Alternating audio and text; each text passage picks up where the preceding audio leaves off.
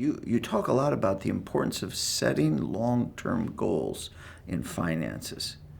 So why and how do you advise someone to set long-term goals? Why and how?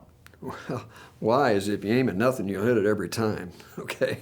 And any road will get you there. So if you don't know where you're going, any road will get you there. So you set a goal not as something that I have to have, but you set a goal as something that I'm aiming towards. And I don't think the goal is as important as the process of setting the goal. Say that again. I don't think the goal is as important as the process of setting the goal. I counsel people, write your goals on the seashore. Write them in the sand. You've documented them, but the waves come and wash it away, and you write another goal.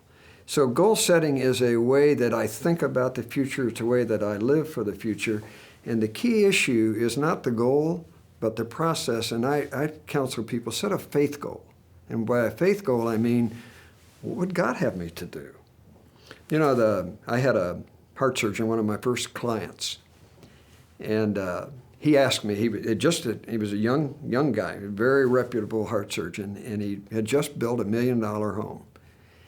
And he said, do you think it's okay for a Christian to have $1 million home? And God gave me some wisdom, because I said, I don't know. What do you think God thinks about that? And he said, well, how do you know that? And I said, well, are you spending any time asking him? And he said, no. He said, I'm in surgery in the morning at 6, and sometimes I'm on call at night. And I said, well, what are you doing at 4 in the morning?